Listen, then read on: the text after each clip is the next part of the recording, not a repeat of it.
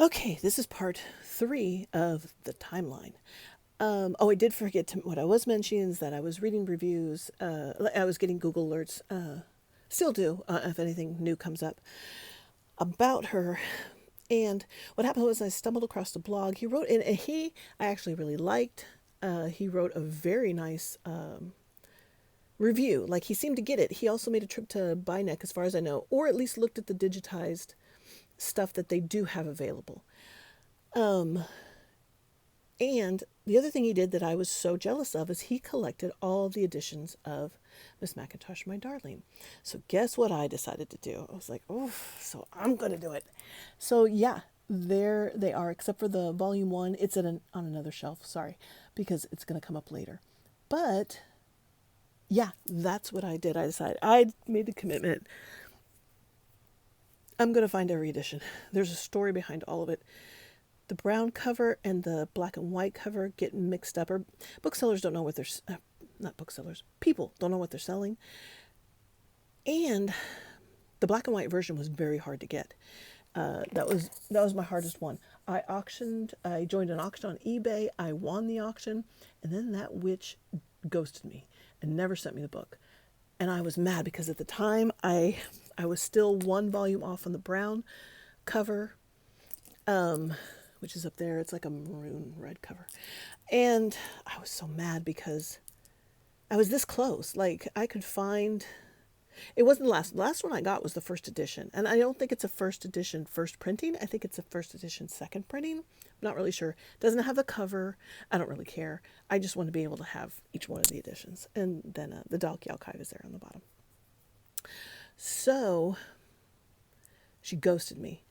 And every once in a while I go and Google, like I said, I get Google alerts, but I go and Google Ms. Macintosh, My Darling, and I look at the copies that are out there. And um, lo and behold, I was in the middle of talking to somebody and I decided on a whim, let me just type it in. And I wasn't even in shopping, I was in images. And the black and white copy came up for half the price that I had offered to buy the auction for. And I did my due diligence because at that time bookstores were being spoofed and they would just take your money. I swear. And so I had real quickly, I was like trying to figure out who is this bookstore? Is it legit? Can I get it? Sure enough, it is. Sure enough, they packed up and sent it to me, and now I'm a proud owner of it. So happy. All right. So when I talked about Infinite Jest uh, in the first video, oh, these are dusty. Um, there was a guy. So there's two things: Infinite Jest and Finnegan's Wake. Infinite Jest, I didn't find it a hard read. Like I understood it. The footnotes going back and forth didn't bother me. I thought it was cool. Like I liked it. I entered the cult novel reading challenge with an open mind, and so whatever you wanted to throw at me, I was cool with. But I found out that there was a man who wrote a book that was almost as long as Infinite Jest to explain Infinite Jest, and I thought, okay, well, I mean, some people might need that. That's cool. I get it. And then I also remember a long time ago when I was in college that I came across Finnegan's Wake. And so I have a big Finnegan's Wake story in that, again, it's this book. It's considered, next to impossible to read. Yet, there was a whole bunch built around that book. Like there's a reading group that they put on the news that's been reading, like took 30 years to read Finnegan's Wake. People died during the time they were reading it. New people came in.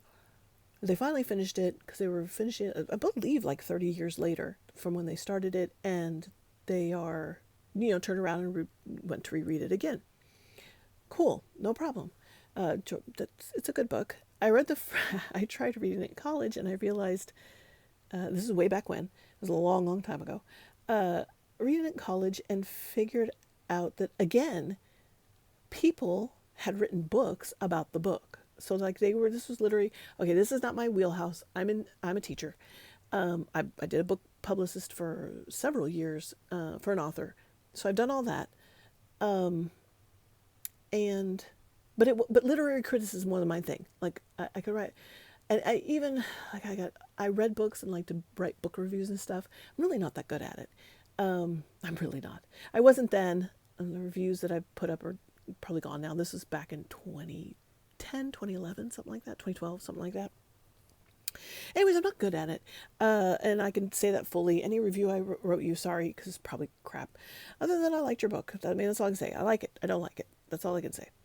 But I realized that when you find a book you can't read, well, when they find a book that's challenging, and some people might need help reading the book, if you're male, somebody steps in to explain the book or do a comprehensive literary criticism of the book.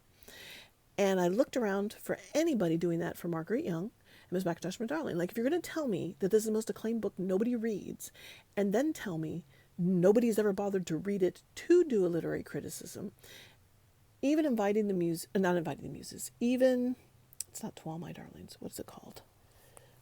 Or Margaret Young, My Darling, I think. And that's the one where the people that, like Miriam Fuchs, different people, I read that too. But it didn't feel enough. Like, it didn't cover the gut feeling that I had when I finished that novel, that this is really important. There's something really important going on here, and it's speaking to me, and I don't know what it is. And this is after I read it once.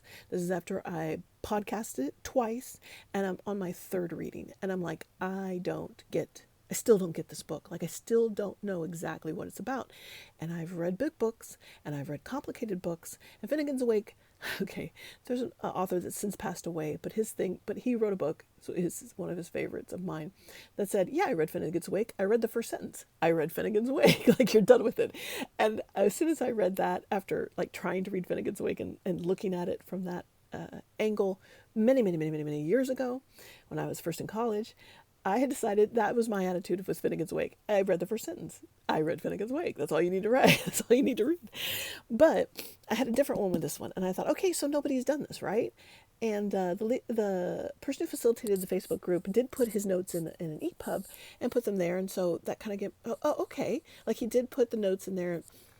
But like I said, it was the beginning part that he like had some substantial stuff and questions that he was asking, and then it kind of dropped off because the book keeps going on, and he's a full-time professor, so I get it, no problem. So, and even reading his EPUB notes, I didn't feel like I'm not getting the complete story. Like, I don't know, but why is this here? How is this done? Why did she do it? Like, what does this mean? So here I go. Did I ever put a date on this? Oh, I did. So, fast forward to 2022. I do this. This is no longer available for good reason. Don't worry about it. Don't worry, it gets better. Don't worry. To All My Darlings, chapters 1 through 44, because it didn't fit in one book. Chapters 45 through 82, because it didn't fit in one book. And then all of this, which this one I'm happy I did this. This was needed. And so this is kind of like teasing out all the stuff. And I am happy with this one. You'll find out why I'm saying that later. But this one, okay, so this one, here's the problem with this one.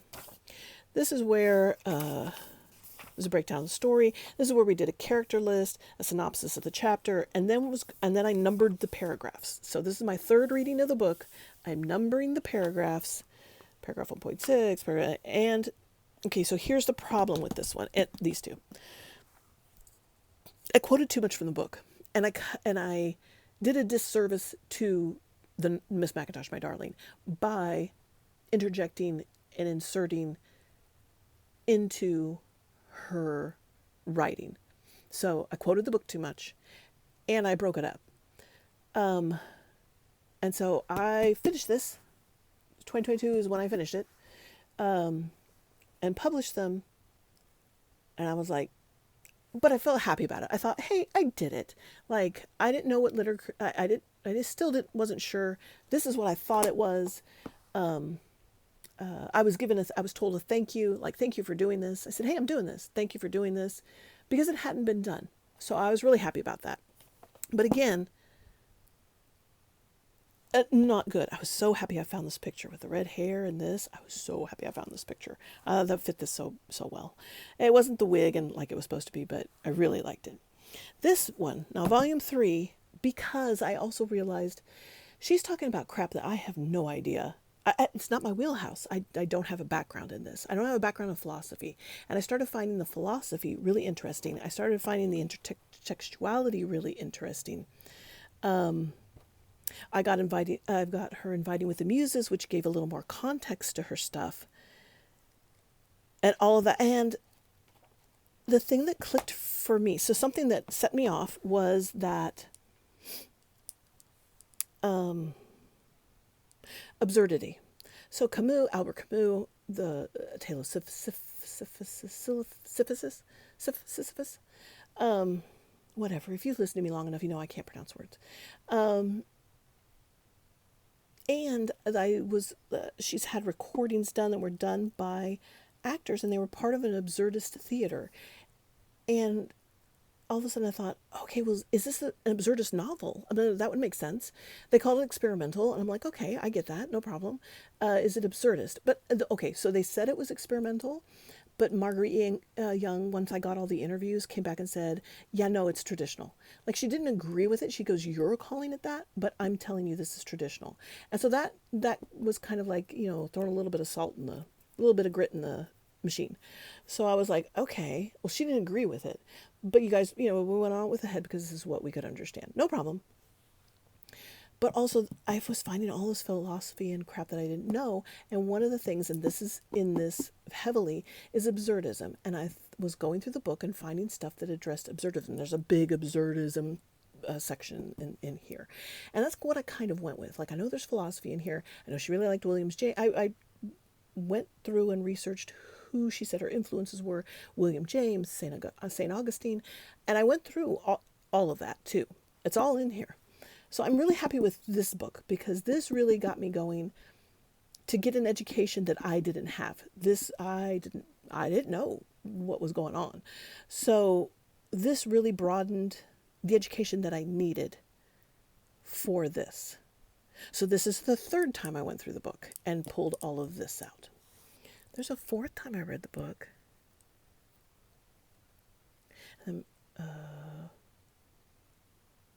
Where is that? I don't know. I'm trying to think where the fourth reading came in at. Oh well. So I think I did it because I didn't podcast the book again. So I think the fourth reading came after this because I'd finished this and I thought I was done. This is it. I've done it. No big deal. It's awesome. Like, no big deal. But like, it's done. Somebody took her work seriously, dove into it, pulled up all the resources they could, and this is what came of it. And I was happy with this. And I was even happy with the fourth reading that I did. But something changed. Oh, Dalkey was coming out with another edition, and I was very excited about it. And so that's where we're going to pick this up next, is Dalkey's edition.